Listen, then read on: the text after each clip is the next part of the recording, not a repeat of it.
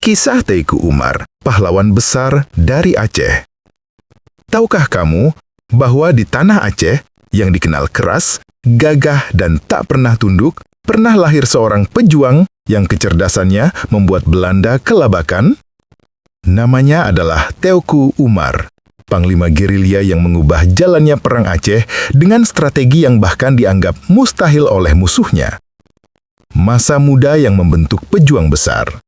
Teuku Umar lahir pada tahun 1854 di Meulaboh. Sejak kecil, ia tumbuh dalam keluarga yang patuh pada adat, agama, dan kehormatan Aceh. Umar kecil akrab dengan rencong, kuda, dan latihan bela diri. Jiwa kepemimpinannya sudah muncul sejak muda, berani, cepat memahami medan, dan tajam membaca situasi. Ketika Perang Aceh pecah tahun 1873, Umar baru berusia 19 tahun, namun ia langsung ikut mengangkat senjata. Belanda bahkan mencatatnya sebagai pemuda Aceh yang terlalu cerdas dan terlalu berbahaya. Panglima gerilya yang ditakuti Belanda. Tahun-tahun berjalan, dan Umar berubah menjadi panglima gerilya yang paling disegani.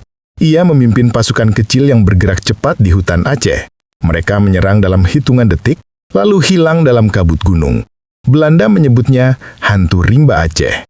Keberanian Umar bukan sekedar nekat. Ia memahami bahwa melawan Belanda secara terbuka berarti bunuh diri.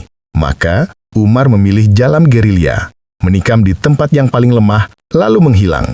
Namun, Umar tahu, untuk menghancurkan kekuatan sebesar Belanda, ia butuh rencana yang jauh lebih besar.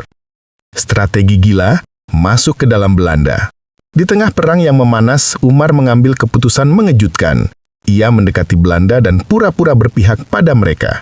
Ya, Umar masuk ke pihak musuh.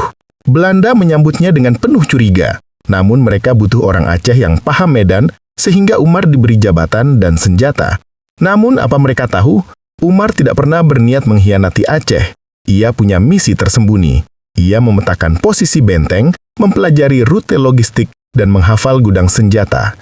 Ia pulang kepada istrinya, Cut Nyadin, dan berkata, "Aku masuk ke sarang musuh agar aku bisa merampas kekuatan mereka."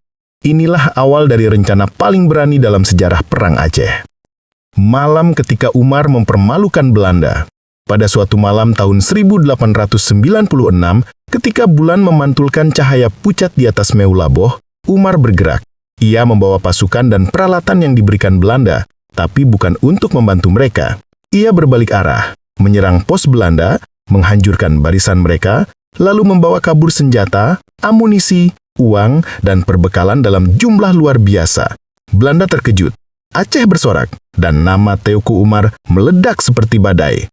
Dalam laporan resmi Belanda menulis, "Ia menipu kami, ia mempermalukan kami, ia mencuri kekuatan kami dengan cara yang tidak pernah terbayangkan." Sejak malam itu, Teuku Umar menjadi musuh nomor 1 Hindia Belanda. Akhir perjuangan dan warisan tanpa akhir. Umar kembali bergabung dengan Cut Nyadin, membangun kekuatan baru dan memimpin perlawanan yang semakin ganas. Mereka adalah pasaran pejuang yang tak terpisahkan, api dan angin yang mengobarkan semangat rakyat Aceh. Namun, pada 11 Februari 1899, dalam sebuah penyergapan di Meulaboh, Umar terjatuh terkena peluru Belanda.